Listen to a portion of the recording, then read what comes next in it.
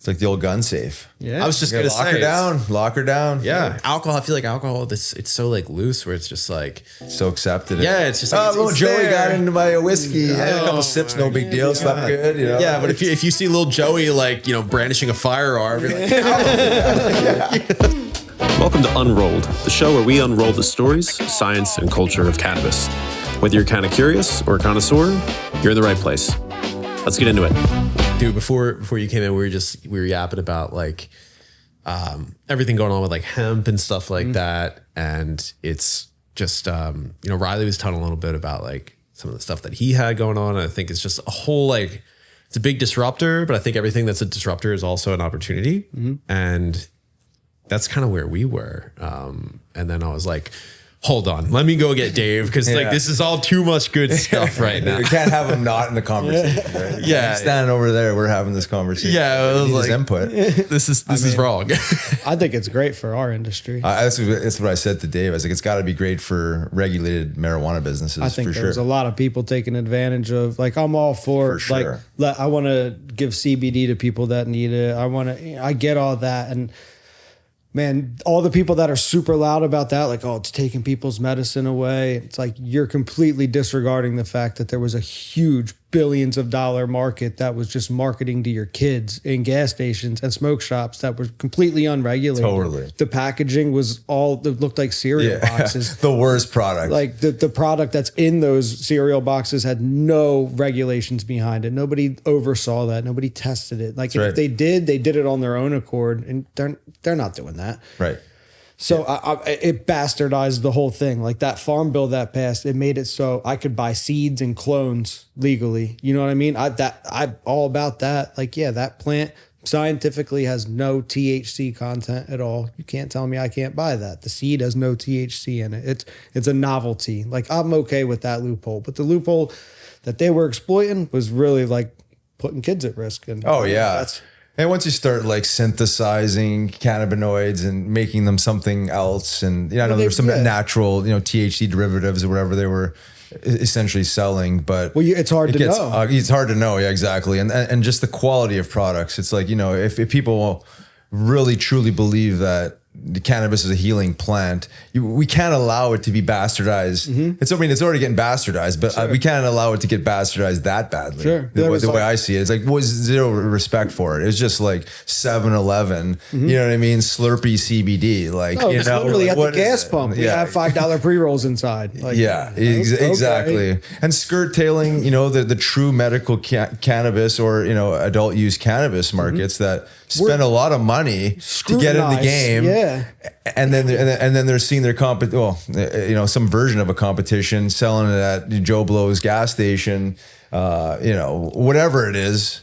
But I mean, the uneducated consumer, the ignorant consumer, is rate shopping. He's going to see, pre-rolls for, 3 for, $10, who knows? Yep. Garbage, but like, it just takes the essence out of what we're, trying to do, and is teach about, the proper use of cannabis, but like at least respect, the plant on some level and have some sort of integrity with what you're buying. No, it's literally just business. It's just business, right? It's just moving. The Frosted Nug in Red Bank, they're in the same shopping center as a liquor store that's selling the unregulated stuff. They have to follow so many rules. Like for all, security. They can't even open their door. They can't, like in the summer, prop their door open. Like crazy rules. I know. And 2 doors down in the same strip mall, they're selling unregulated hemp. And it's like, I don't know. There's a problem with that. So people can be mad at that if they want. But it's just going to be better in the end for the consumer because you have to come to a dispensary that tests the shit that you're getting. And for sure, it's going to be a clean product that is as transparent as we can be about it. For sure. I guess the one thing I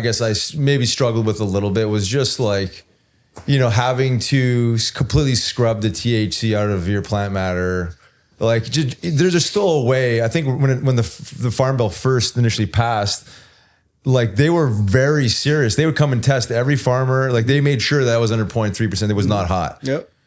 Like to me, you got to give maybe a farmer a little buffer zone there. Like allow it the tiniest bit of THC in it, just so the material, the end product lands up being just a little bit better because of that. Well, one hot day would fuck the whole test up. Well, you're right. Just a 190 degree day. Yeah, shock it would just mature those trichomes just enough to make them, because that's the way they do it. They check those trichomes and they know at this particular strain at this particular day from flipping to 12/12s is going to be at 0.03%, and we chop it and they flash freeze dry it. And that stops the aging process mostly. Unless, like I said, if you're shipping it and it's in the bottom of an airplane and it gets really hot, and then by the time it gets to its destination, it could test hot. Right, yeah, exactly. Like it could be perfect until it gets to the very end thing, but they're not testing it most of the times at the store, I guess, unless they get raided. It got so loose. Like there was no test. There was nothing going on as far as regulation. It was basically like opened up wide open. Anybody and their brother could come up with a product. There was zero traceability. There was no and your plants are legal until like day 50. Yeah. Right. Just saying that's part of it. Yeah. Like if there's a ton of grows around, and if they get busted and they have a good enough lawyer and they go, test it. Yeah. It doesn't test it over 0.4 yet. So exactly. It'll clean itself up here. Give it a year. Who knows? Maybe there's some things that get amended in it all, but I think it definitely cleans up the mess. Yeah. On some level, and rightfully so. It needed to be cleaned up. Yeah, I'm pro all of it, but there's got to be some boundaries around what we allow, and a level of quality. I have the same issues with the food industry. It's it's almost like it's just kind of the same route we were going down there. Yeah, it's just taking something rich in nutrients and rich in medicine and all that good stuff, rich in cannabinoids here, and then just depleting it into some sort of apples, Frankenstein you have version. To peel apples now because they're coated in wax. Right, exactly. The skin has the most nutrients out of the whole apple. I know, right? All the fiber, you gotta shave it off. Yeah. Well, that's what I was saying the one day. I'm like, if we just eat enough of it, then you line your entire innards and you become invincible. Yeah. None of the bad stuff can get it.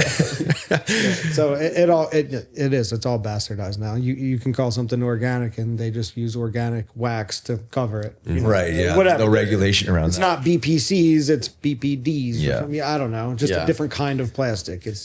Well, I think with everything, every industry goes through these types of cycles where there's this there's this Wild West thing that happens, which is I think what we've just kind of gone through. And then there's like you said, there's all right, we need to reset here. And then there's this big reset, and it seems like to a lot of people, it might seem like, a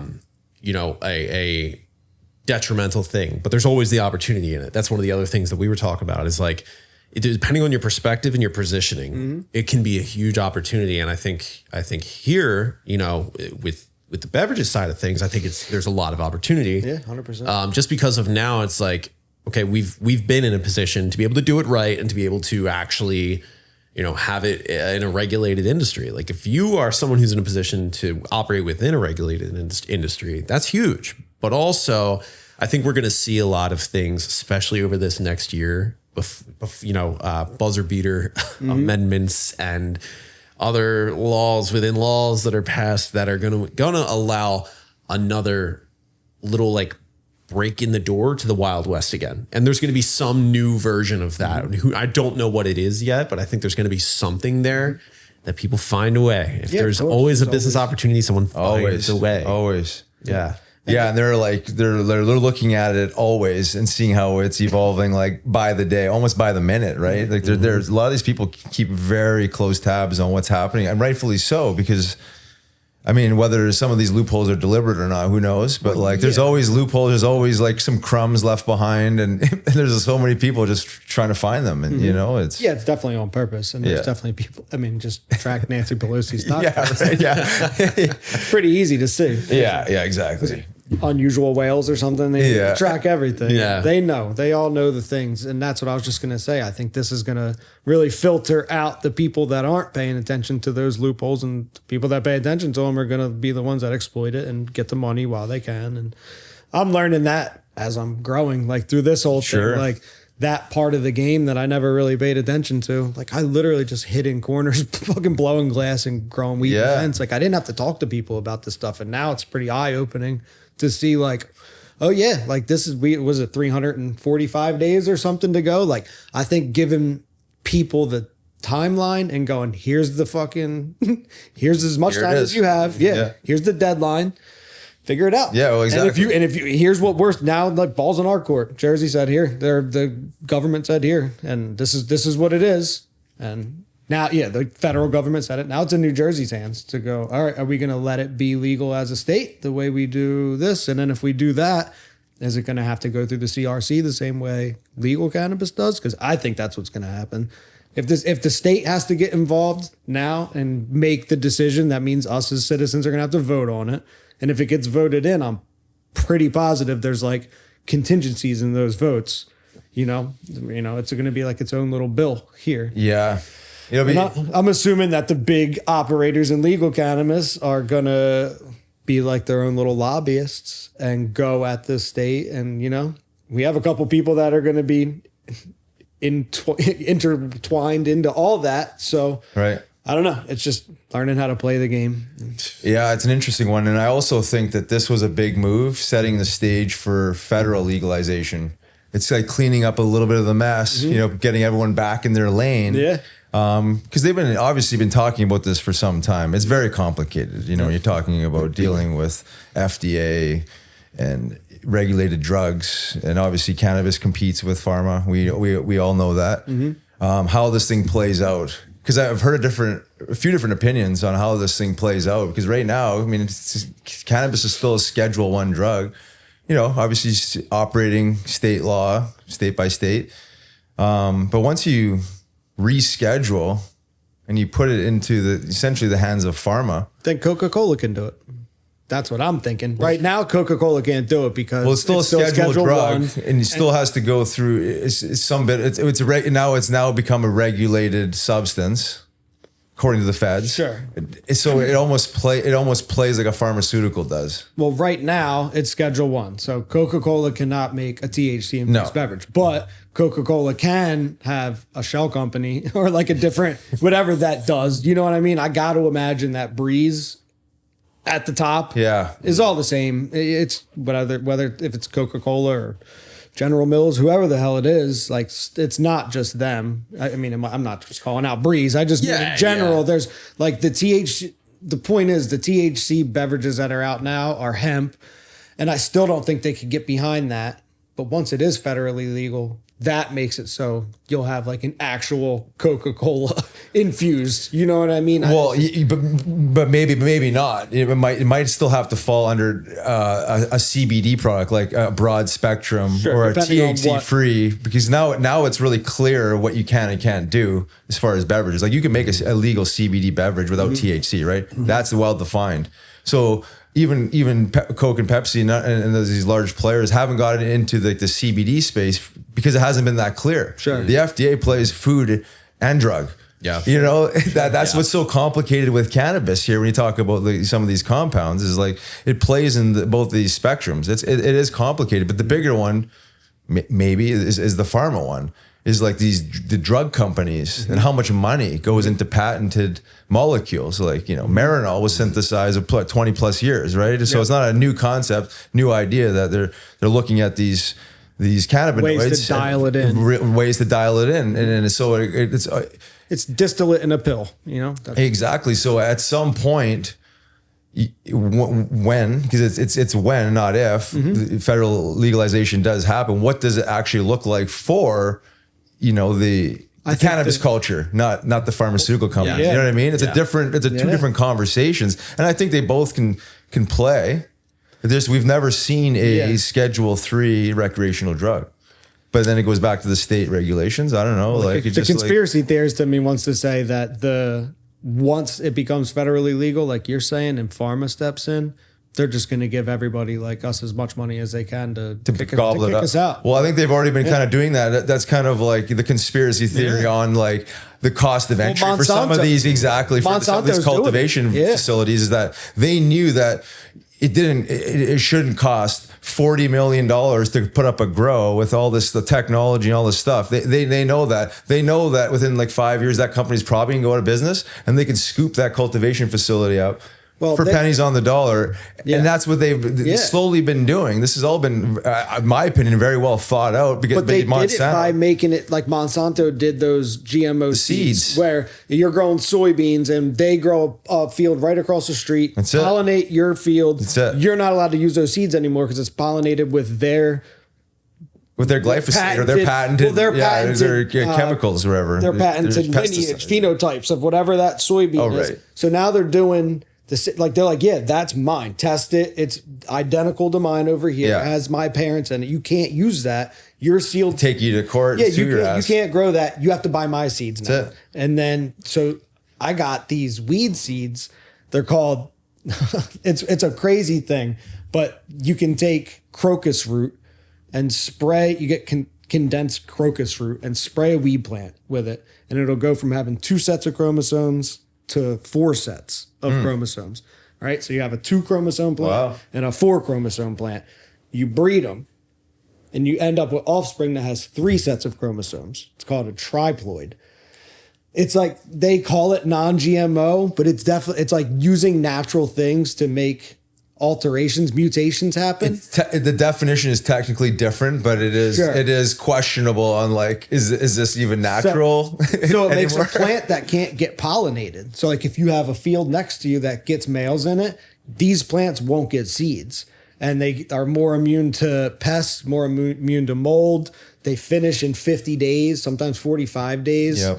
They make crazy hash. They have like way more trichomes, like all these mutant things, characteristics. But that's the first step. Like I love it. It's so cool. It's science. But that's like the first step to that Monsanto thing with the soybeans, where they're like, you have to grow these ones, or it might be the step in the right direction so that Monsanto can't come in and pollinate your I was going to say, from what you were describing, it sounds like that's kind of the way to fight it. The resistance. But it's so new. There's only 2 or 3 of them, and most people don't even know what it is. There's just one company that's doing it. Yeah. You know, it's a little bit, I'll say complicated, but I think when you talk about agriculture, this is basically Monsanto's bread and butter, right? Is like they've patented seed, and they have the chemicals that go with it. So you have to grow these seeds with these chemicals. You spray it, everything around it dies, but the plant itself and bubble. Everything you said is true, right? There's patent infringement on the seeds themselves. But that's the game. Is they want to control the seed. You control the grow. You control the seed. You control the outcomes. You control the genetics, right? And that's like of what and like me as a grower, as even a gray market, whatever it is, I won't even have access. That's the other conspiracy theory that's going on. Is this is the move so the government can take over control of all the genetics and take it out of home growers' hands and take it out of the black market's hands, who've done all the work up till now. Now they'll go, good job, guys. Yeah, you have it so dialed in. It's federally illegal. You're not allowed to do this anymore. And now they have all those genetics, and they can make all the pharmaceuticals they want because they know what has CBN, they know what has CBG. For sure. I mean, on some level, I think that is already happening. Sure. I mean, I think this is how these industries. It's a slow drip because it's very complicated because it's so much more than medicine, right? It's so much deeper when you talk about the politics in it and the chemicals that are associated with it. Because it's not just like, oh, we just want to control the seed. No, they need to implement their oil-based chemicals to spray to control the environment, to control the grow, to do it, in line with the way you see it. But it's well on its way. To me, it's already kind of happening. Especially when you talk about like Scott's, like the fertilizer company. Yeah, I mean, they're in it. I mean, like it's just these things take like years and years and years for them to kind of fully manifest into like a true like global commercialized industry. Right now, it's still pretty small, even though it's like it's grown like significantly. Mycelium under the dirt. Exactly. But it's like they always build the empires off the backs of the people, that are the experts, right? They rip off all the knowledge, they know exactly what they're doing. They hire the best people in all the little departments. But but they're going to do it their way, you know, with their SOPs, and you know they'll take some stuff from you or whoever, you know what I mean, like, like the classic stuff model, but it's going it is going GMO for sure, but there's always going to be these two worlds, right? Just like there's GMO corn and GMO soy and GMO cotton, there's also organic of all those, and there's also a whole organic movement where you just stay away from all those. And you just buy like the local farmer, you know, the frosted nug. We're literally talking about it right now with just remediated stuff. And I'm not going to drop any names, but we found out a place that we really like just remediates their stuff before it gets tested so that it never fails. And then they don't have to report that it was remediated. And so for someone who like me, who is dumb and new to agriculture and, you know, learning all of this stuff as we go, what is that? Like, what is remediation? What does that look like? Radiation. It's a microwave machine. And to my knowledge, all the food you buy in a grocery store is radiated. It's remediated because when they get it from the farmers, they have to run it through that machine to make sure it's all going to pass at the grocery stores. Pretty sure even some organic stuff does. It doesn't make it not organic. You can grow it organically and then you zap it and make sure that the organic method that probably got some mold is remediated. And you're left with inert dust. So it's basically anything, if there's any chance of anything on there that would be harmful or bacteria or anything like that, it's like, so basically, I guess what it does is allows you more leeway in great like growing practices. So you can kind of be like, we'll get 70% of the way there. We'll get 65% of the way there. And then we'll zap at the end and it'll give us a passing grade. Yeah, if I'm growing organically with living soil, if you're not doing it right, you're going to splash that living soil up on the plants. And if the soil dries out, the fans in the room are going to make dust out of that top layer of soil. And that top layer of soil is going to have microbials in it. It's going to have all that stuff that's living in that dirt. And one way to get around that is when you're done, put it through the rad machine. It's like putting it in a microwave for an hour.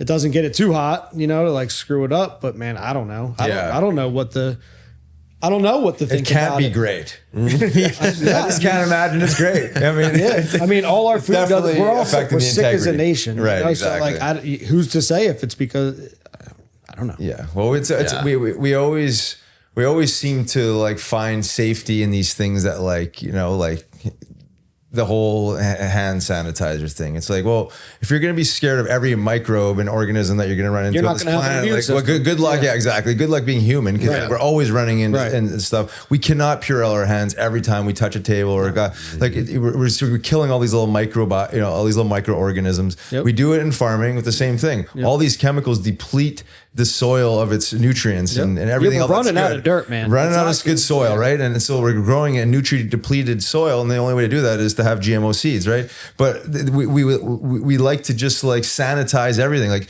spray. Right? It's like nature is like throwing us like these like, I don't know, these hand grenades, and we're just like trying to bob and weave and protect ourselves with more chemicals. You know what I mean? So we're scared of nature and we're spraying ourselves and trying to protect ourselves. We think we're protecting ourselves with chemicals. I'm pretty sure some of the healthiest people are like cow farmers. Oh yeah, cow shit all day. You know what I mean? You're building your immune system. The whole time your immune system's working, which keeps you healthier. And then it can recognize those things when they, like you said, hand grenades. Those hand grenades are like exploding 100 feet away. You know, it's not really that big of a risk.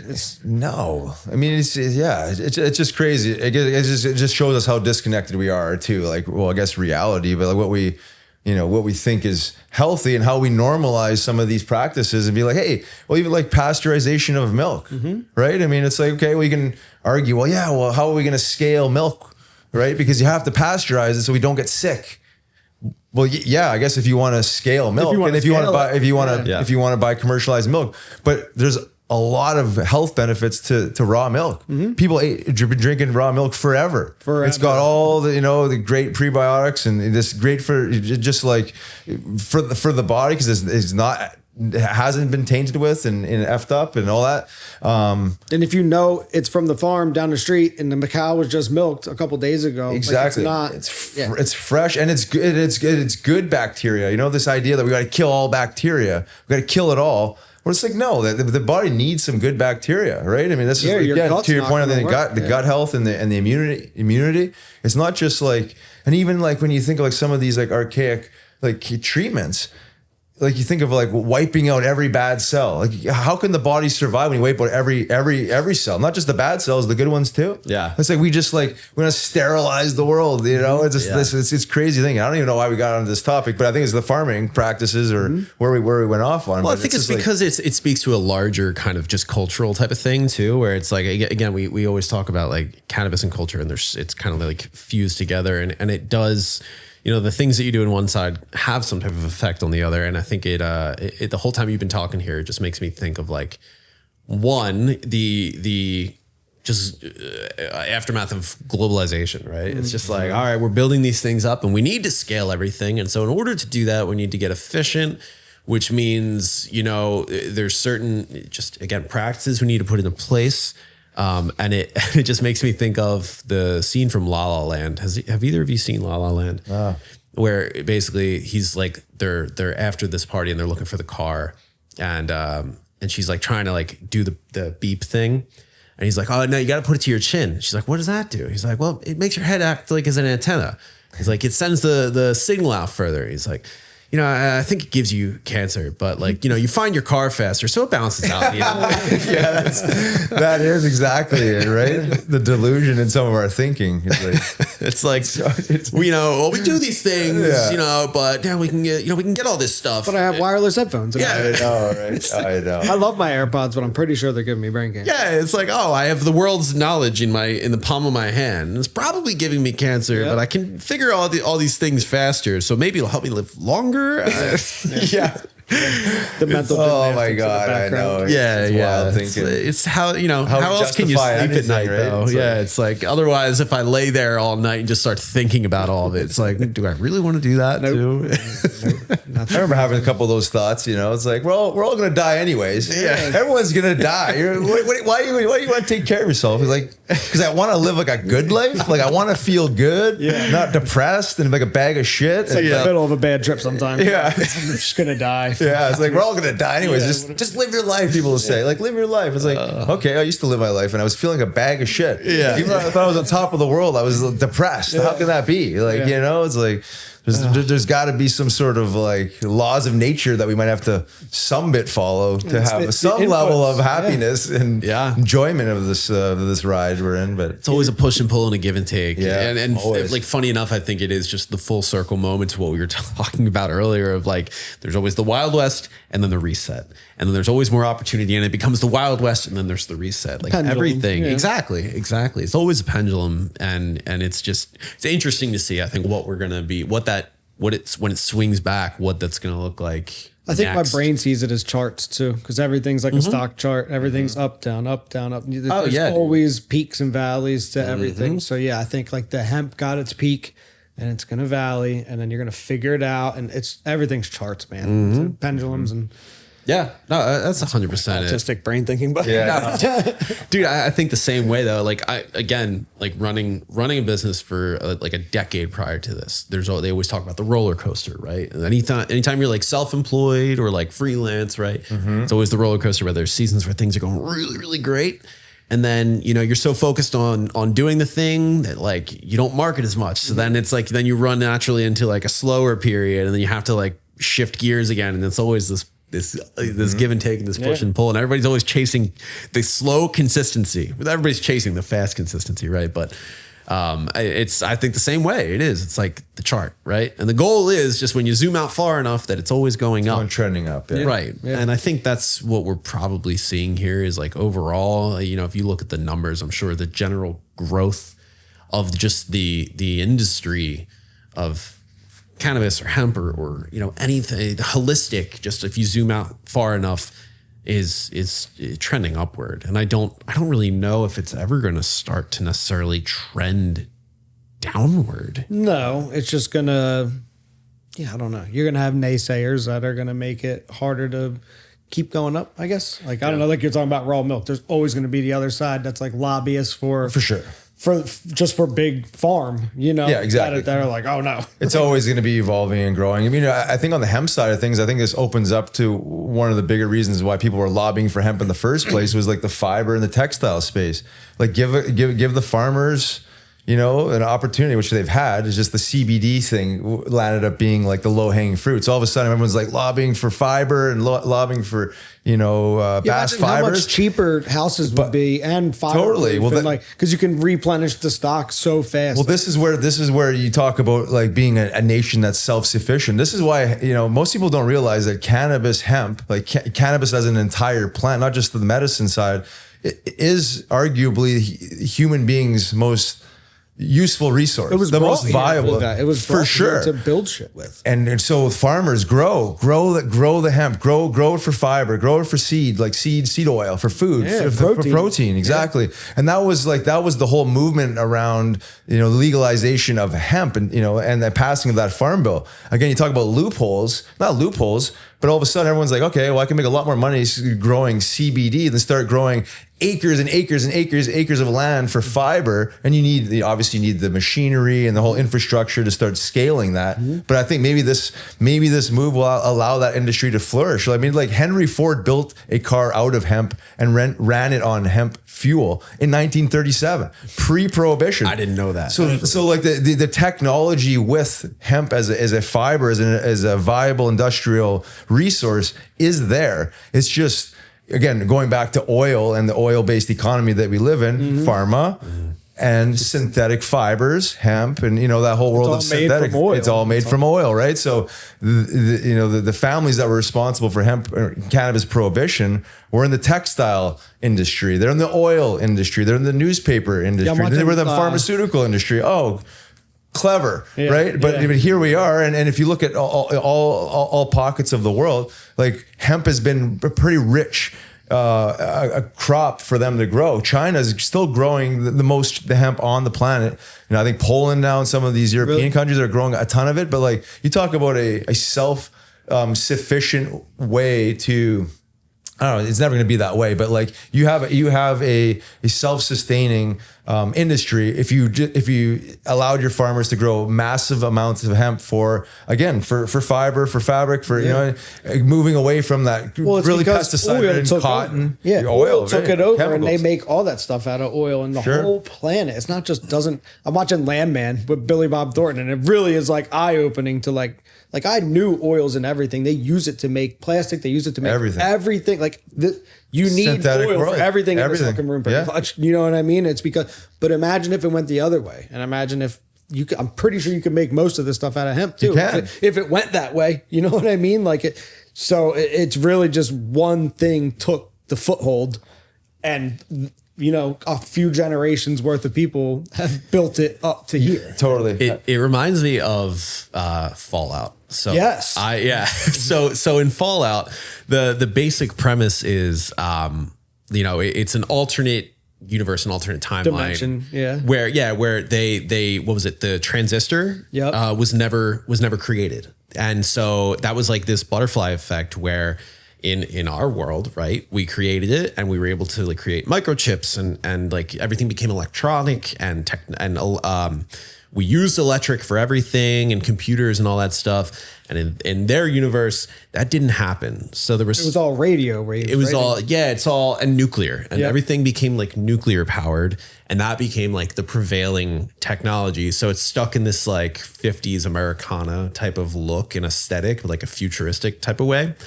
And so it just that's what took over, and it makes me think like, what would the world be if all those years ago hemp got the foothold? Mm-hmm. Would we see all these like hemp lobbyists being like, no oil, you're not allowed to drill? Yeah, exactly. Yeah. Like all, it's like, but we have this abundant resource. Be like, and then you have a bunch of people like, it's putting too much CO2 into the air.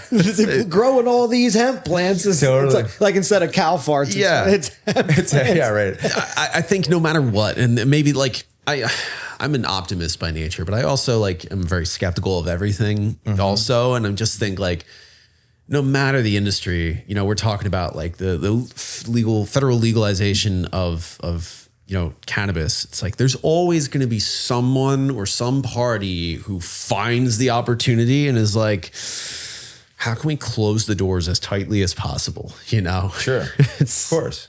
It's always been about control, right? I think on some level, but I think like to what you're saying too, like the only way the Industrial Revolution could really roll out is to outlaw your natural counterpart. So the only way to be able to make the synthetic world we're living in right now was to outlaw hemp, cannabis, like, really. Because if you have something that competes with you like that, there's no way you can roll out this the way you have on the scale that you have, and essentially made everything once natural, now synthetic. I mean, like the DuPont family responsible for nylon, right? Synthetic hemp, Teflon, all these things. And you think about it, like this world we live in could have never have happened had cannabis not been outlawed. Being like some level of a bit of a, like, let's say realist, or just like an exceptionist, or whatever the word is, of just like allowing things be as they are. It's like you think of like the progress that we've made. You could argue it's like good, bad, or indifferent. I mean, poison progress, I don't know. But like the fact is like without oil, I mean, you said, I think you mentioned microchips or whatever, like some of these technologies, like you would have to wait like 500 years maybe. I don't know. But I'm not sure if you could have innovated that quickly with hemp. Maybe you could have if you just had used a different material and done the exact same things. I don't know. But you know, when you have a level of acceptance for like the way things are, I mean, think about it. Like, there's some people have lived and died, and their whole life cannabis was outlawed. Like, they were born in Prohibition, they died in Prohibition. And you think about it, like, it's pretty wild to think about like a natural resource being outlawed so heavily that they will incarcerate you and ruin your whole life if you grow it, or you're caught with it. Yeah. But like where it is now, and then it's almost like you have to like kind of like loosen up this coil that you've created, because now we've built it enough where now we can, well, maybe bring some balance in the world, because there's a cost to all this oil drilling and creating of synthetics. There's a cost. Look at around us. Like look at the West specifically, but it's everywhere. There's a cost to it. And now we have to like hit the panic mode and emergency mode, and usher in natural foods and natural medicines, and we're going back to nature because we've lost sight, we've lost connection, and it's because we're just coming up with solutions for the problems that we're creating. We're creating exactly. We create the problems. Have you the solutions? Have you heard the story about the people that were on the Titanic were like the rival bankers to the people? I've heard that before. Yeah. So conveniently it sunk that. Yeah. So it makes me think, like, what if those people were the hemp advocates? They're the ones that are trying to take. They're like, no, we're doing oil, and if you don't want to get behind us, oh my god, dude! I don't think you were even like, I had to be a hemp advocate, and I guess until like the colonialists started coming in and bringing in their oil, eventually you have to like stand firm in your hemp, and I think they did a pretty good job with it, because actually I don't know if you guys know this, it was. Was it after? It was World War II. World War II starts. Cannabis at this point, hemp, was illegal. They forced all farmers to grow at least 5% of their crop hemp, because it was through the Department of Agriculture. Wow. Hemp for victory. So they grew the hemp for the uniforms, for the parachutes and whatever fiber, that's cool. Ropes and stuff like that. As soon as the war over, outlawed. See you later. No more hemp. No more hemp. That's crazy. Because they know how quickly you can grow it and how durable and how strong it is. It's been used forever. Mm-hmm. That was the number one.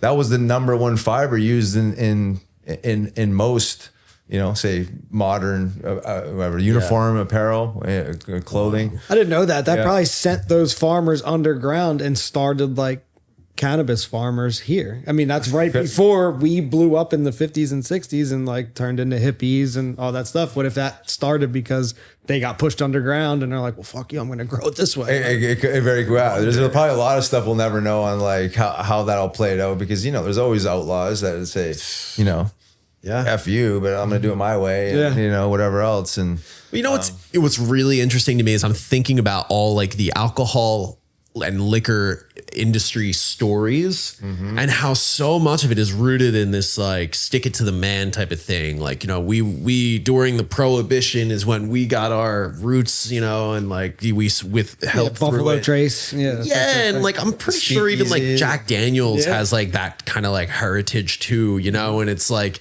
there's this pride in like NASCAR was started from smuggling boot like that. NASCAR drive started because of them smuggling. And case in point, look how celebrated that is. And there's this whole like this idea around it of like, you know, we held through and we stuck it to the man, and we stand on like, you know, rebellion and all this stuff. And it's so kind of, there's so much like irony in there too, when you look at it through a certain lens, but like it feels like for all the people who can cheer for that, how many, like, what's the Venn diagram of how many of those people are turning and can look at like, you know, prohibition of cannabis and be like, you guys are pieces of shit. Yeah. Like, you know, it's like, wait a second, hang on, you know, like look at a beer for a second here. Being hypocrites. And again, at the end of the day, that's kind of like the whole power of like PR and media. It's just like, you can weave the narrative any number of ways. And if it makes people feel good enough and they can resonate and find something that they want to latch on with their identity to, they can rally around it. Yeah. You know, and that's like, for me, one of the cool or like exciting, I guess, parts of all of this is it is still so like kind of Wild West here. And so many people they have these like conflicting thoughts on all this type of stuff, or this stigma. That's what we keep talking about, right? It's like, how can you use the age old like PR and media machine to bring people toward a better way with that? And I think that's kind of what we're starting to see here, and I mean, that's why we're having like conversations like this, right? Like, let's just, the more that's talked about, the more that these things are put out there, the more the dialogue happens, the more the conversations happen. And I mean, I went to Small Business Saturday this weekend. I was at Hidden Creek Farm, and it was like women 50 and younger that had husbands that were state workers that weren't allowed to smoke weed, and that they wanted to but couldn't, and then the wives wanted to and either hid it, or like the husbands are like, I can't do it, you can't do it.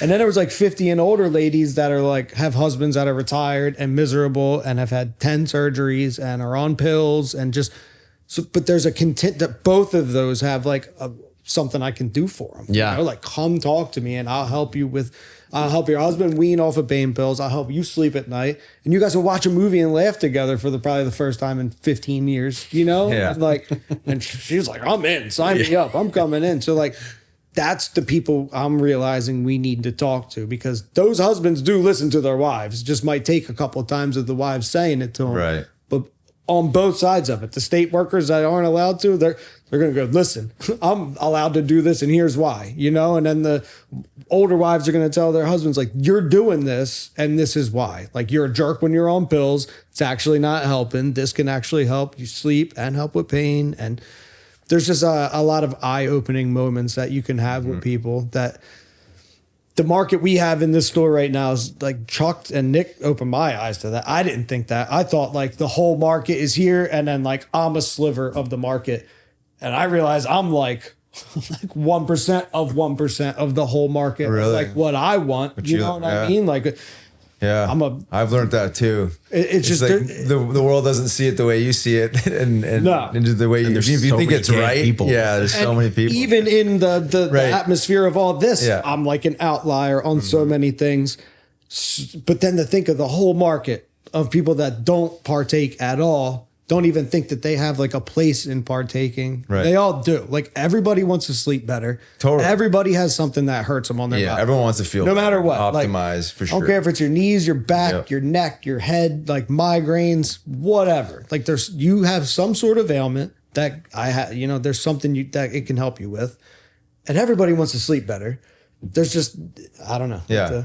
I hear you on that. I think ignorance, just meaning not knowing, is what's preventing a lot of these people from taking that step. And also like the propaganda machine, to what you're saying, like there's a lot of stuff we're fighting too still to this day. The propaganda machine, like there's this, I forget the name is this, a couple doctors actually, like brain doctors, like going heavy on like what cannabis is doing to the brain. And don't get me wrong, like I believe some of it. Sure. But you got to separate abuse and use. And this is kind of like why outliers, people that are prone to it. If you have schizophrenia in your family, you probably shouldn't be taking 1,000 milligrams of edibles. You probably shouldn't be doing that's mushrooms it either. You know, exactly. And this is where like some of this information, it's so fear mongering, and it's so one sided. We don't tell the whole picture. It's like, well, tell me about this guy. How many milligrams? How often? You're like, what are we actually talking about here? Like, we need to know, because it's important. And we need to know that it's not just the word marijuana is causing, you know what I mean? The way they say it, right? It's like, well, no,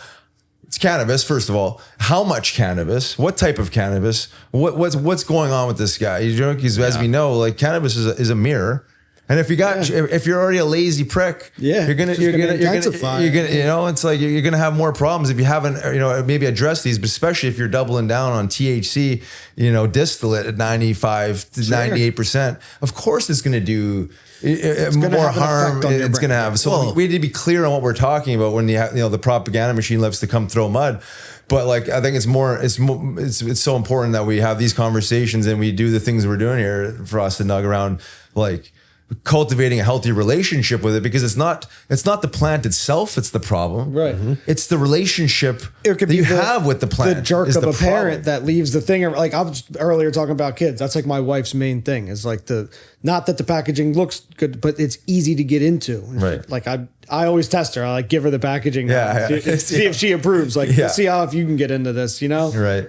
But that's like a huge thing. And I think we need emphasis on like people that come in and get this stuff. If you have kids, you can't be leaving this stuff around. No. You know what I mean? Because that's the big thing. Like, yeah, an adult that's abusing this, yeah, man, you kind of get what you get. But like a kid that gets into it by accident, like a 5-year-old that accidentally takes like 100 milligram gummy. Yeah. Dude, I don't want it. I agree. It could alter them forever. For sure. Yeah. That's being a responsible adult, right? Sure. Which is, it's different. It's another bucket, but it still isn't that bucket of like being, you know, I always having love a good relationship with it. I always love to compare it to alcohol and be like, oh well, there's bottles of whiskey or there's a kid is not going to drink a whole bottle of whiskey. It's just not going to happen. Right. It's really easy for a kid to eat 100 milligram gummy. It's not easy for them to drink a fifth of whiskey. I'm actually surprised. I'm actually surprised there hasn't been more of those stories. I think there probably is, but they don't take them to the hospital because they don't want typhus to get involved. Oh yeah, that's a good point. Yeah, right.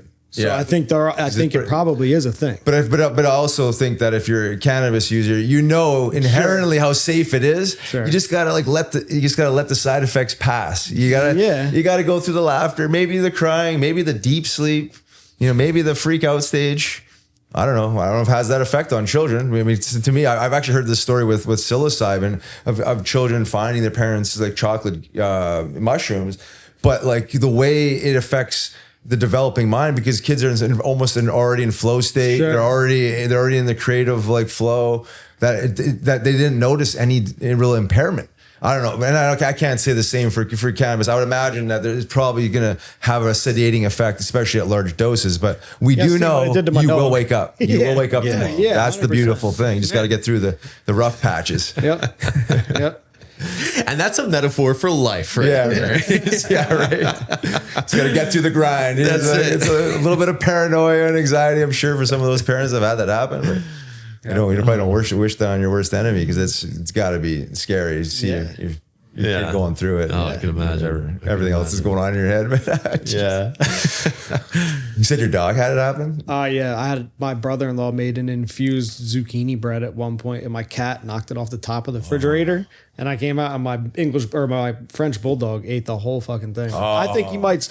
I don't know. Maybe he started having seizures after that. I think I might have screwed him up forever. They're sensitive to cannabinoids, and even like CBD. Like too much CBD could even be like hard enough. He's sensitive to literally every medicine we've ever given. Really? So, dude, he was wrecked for like 4 days. Like he's like couldn't stand up straight. Oh, that's a lot. I felt so bad. Oh man. Yeah. Oh. So it definitely works on dogs. So you ate the whole fucking thing. Yeah, but that is a whole nother like bucket of responsibility in itself, right? Is like how you approach it and how you ingest it is one thing, but like you're talking about living in a place, you know, in a world where you have other people, their family members, especially children. And those candies, some of those gummies and stuff are just too easy. It's too easy. Too easy to get into. They can't. Yep. Yeah. So. Yep. Yeah. But I think that just comes back to just being a better human, more responsible human all around, right? And being more connected to your life and, I have and a the things that you that do. closes and locks, you know, like that. Not that I always do that, but it's in the back of my head. Like all my weed needs to stay in this cabinet, and I need to lock it because, you know, curiosity is a thing. Right, sure it is. So yeah, it's like the old gun safe. Yeah, I was just gonna lock her down. Lock her down. Yeah, it's kind of the, you know, it's. I was thinking the same thing with that. It's just like you know. whether, it's alcohol. I feel like alcohol, it's so like loose where it's just like so accepted. Yeah, it's just like, little Joey got into my whiskey. I had a couple sips, no big deal. Slept good. Yeah, but if you see little Joey like brandishing a firearm, you're like, it's like, wait a second, there's got to be like an equal kind of treatment here, But yeah, it's crazy times. Yeah, it is. Yeah. Why don't we talk about December 19th quickly before we get rocking? Yeah, dude, that's going to be awesome. I think it's going to be great because last time, the last event was the Rhythmic Recharge was so good and people had such great things to say. And, from being in there, not really partaking in the movement part, being on the camera and everything, like just being in there for the ending and the sound bath, dude, it was awesome. Like, even so, I wasn't like fully immersed because I was there doing a task, right? Yeah, I guess I gotta like do that. Right. But still by the end of it, I was just so like chilled out, and people were talking about having these kind of like, Todd was like, I almost had like this out of body experience. So I was like, damn, okay. And everybody had the great things to say. And the one thing that came up was like, are we thinking about doing other times? And so the December 19th is going to be a Friday evening, 6:30. Should wrap up around 8:30, depending on how the session goes. Yep. But one of the cool things is the afterglow. Afterglow. I'm so stoked for that, dude. Yeah, I'm looking forward to that. Talk about it. Well, yeah, I think after we kind of debriefed on the last one, we just obviously talk about the next one and how do we make it better? What's the next step? And I think, getting some feedback from some of the people, like, you said they loved it and it was great feedback. And I understand that like that type of experience might not be ideal for some people during the day, whether it's just an energy thing later in the day or, whatever it lands up being. So we talked about doing it in the evening. So now we're creating some space on the back end that the people that come can stay after and whatever, talk just about chill, talk about the experience, chill. We'll probably have a couple vendors there. Yeah. Maybe some art, we're talking about how we're going to kind of grow this thing, but just an opportunity to just take a breath, and no pun intended, but like just relax a little bit and maybe mingle, maybe a little bit of networking. Yeah. Cause you probably don't get to talk to the people during the class. So you get to talk about the people that you're in there with. Exactly. Yeah, make some relationships. And think about like, if you go like, I love going to the movies, right? And if I go see a movie, one of the best parts is being able to talk with someone afterward about it and just like, oh my God, remember that part? Like, yeah, oh my God, well, what did you think of this? I feel like it's a very similar type of thing here. It's for a lot of people, it was a newer experience, and being able to talk about the specific parts. That we were getting little bits of that afterward, but I feel like for really, opening up that actual, environment for people to be able to hang out in a semi-structured type of way, really is cool to be able to, we've been talking about like building this community around this. And I feel like this is that first next step is saying to people, hey, after you've gone through this, come and hang out. And I love that name too, like the afterglow. It's like, it's not an after party, but like just from that branding standpoint, it's so great. Just like the afterglow, like bathe in it for a minute. Just reflection. Yeah, exactly. Yeah. It's almost like a loose form or informal version of integration. You talk about like psychedelic integration, generally happens. So depending on the psychedelic, like the next day or, we talk about the experience, but like, it's just like a loose way to share if you want, or just listen if you want, or neither if you don't want to either, but I think like when people have, say, peak experiences where they have an experience they've never had before, especially combining some different modalities, like a lot of times they want to talk about it. They want to get it on their heart. They want to see if someone else had a similar experience. They want to know if they're not crazy. It's like, whatnot. But, I just think it just opens up that safe container for people to just hang out and chill, whether they talk about their experience or not. That's, up to them. But just, I think it opens up that community aspect, networking, and just, again, just a relaxing vibe that people, you don't have to feel rushed out and, have to leave right away. So to be able to just, bathing, I think you said, just kind of just chill out. Yeah. Yeah. I think it's gonna be great, man. I think anyone who missed out on the first one is going to have a great opportunity to do this one. We'll have all the event details and everything like that up on a page, but basically for anyone who doesn't know what this is, it's, an infused session. It's mindfulness, it's yoga, there's movement, there's also meditation and sound bath. And, you kind of take them through the whole journey there, right? Yeah, you kind of touch on all of it, right? I really strongly believe we have to move on some level. It's just cultivating a healthy relationship with the body. But I really do believe it activates the energy of the herb. Obviously, once you tap into the breath, that you can do that on its own, right? You can enhance the intensity through breathing. Then you move. Then you sit and quiet, and you allow the energy to kind of settle. And then we get into the sound. We move it again. The shamanic drumming, the little drum journey, and then the gong bath. It's just we call it a rhythmic recharge, but it really is. It is having some ownership in it, because you have to do a little bit of work. It's not a lot. It's enough though. Generate some heat, generate some life force, and then sit and then just enjoy the experience. But to me, moving that energy early in the experience allows for the experience to really be embodied a lot more. And I already knew that from experience, and I just want to share it, obviously. But to hear people say it, just say, not that I need validation, but it validates what I'm trying to do, and people leave buzzing. Like, that vibration is high, and to the afterglow piece is like, you're energized, like you're relaxed but energized at the same time. You're vibrating, you're buzzing. It would be great to just like slide over to the other room and just like keep the glow on, and you know what I mean, and have some fun, So I'm looking forward to it. Honestly, since we did the last one, I feel like there's almost too much time between this next one. Right? Next time we got, maybe it's like twice. Honestly, twice a month. Yeah. 'Cause I feel called to do this work. I loved it. Yeah.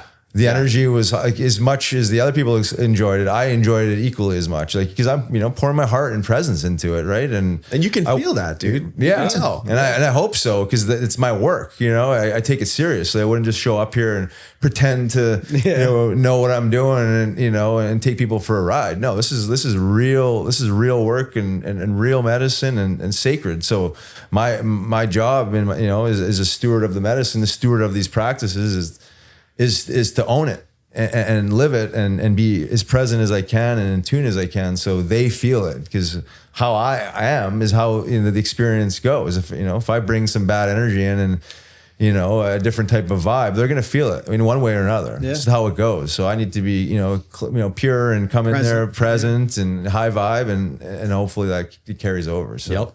Yeah. I think you'll be able to fill both glasses up. I mean, the other one filled, and I'm pretty sure they probably told people, and I think twice a month is probably the move. Yeah, no. Yeah. And I mean, again, the momentum, talking about, because since we did the last one, I was telling Dave, I texted with you, just like the amount of people have reached out, again, curious, not really sure still, but also know exactly now. And like, okay, can you come do that here? And it's like, okay, well, now we're, now it's getting legs. Yeah, it's getting a foothold. It's getting a foothold. Yeah. I think it's just like people that might have been curious. It's like opening an eye and ear. Like they're looking around or seeing. Maybe it's inspired them to do it at home on their own. You know what I mean? It's just like this. My Instagram knows it recommended there's like a kid version of the thing you have, like with all the different. Oh, the hand pan, yeah. Oh yeah. Dude, I love that part. It says how good it is. I think I'm gonna get DJ one for Christmas. I think you would love it. Oh, so good. It's like a little mini one, but it's got like. Does it have like the mallet piece? Yeah, exactly. And it just shows him and just sit. I'm like, oh my God, I'd love if he would do this. Yeah. He's like the type of kid that would do it. So that's awesome. Yeah. Yeah, get him introduced to that early. Yep. Yeah. No, dude, it's. I think it's going to be good. I know it's going to be good. I know it's going to pick up momentum. It's going to be, like you said, the one happened. The first one happened, and like I said, I was like, let's just get this first one. Let's let it happen, and then you can always iterate. Rather than try and plan the perfect thing. It's like, and I think it went off pretty damn well. Yeah. It's real community building, man. Yeah, exactly. It's real shit. Exactly. Yeah. And that's why I'm so excited about the afterglow pieces, because it's like, that community was in there, but now you got another space to go into and actually can to really be a community. You notice that the practice together, now you can share together and be vulnerable and in a safe space, right? Because they're all like-minded people. They all signed up to do this exact same thing. So I think that they're vibing on some level of the same frequency. So I think so. It's got a lot of potential for growth, man. I think it's going to be cool just for people to be together. And totally. I don't know. Our community needs stuff like this. I agree. Yeah, now more than ever. Yeah. It's gonna be good. It's gonna be great. It's gonna be fantastic. Oh yeah. Great grand. Beauty. Yeah. Well, I think that's probably That's a wrap. So as always, drink lots of water. Be Lots nice of to water. people. We'll see you December 19th. Yeah. Be nice Hydrate. and tell the truth. Yep.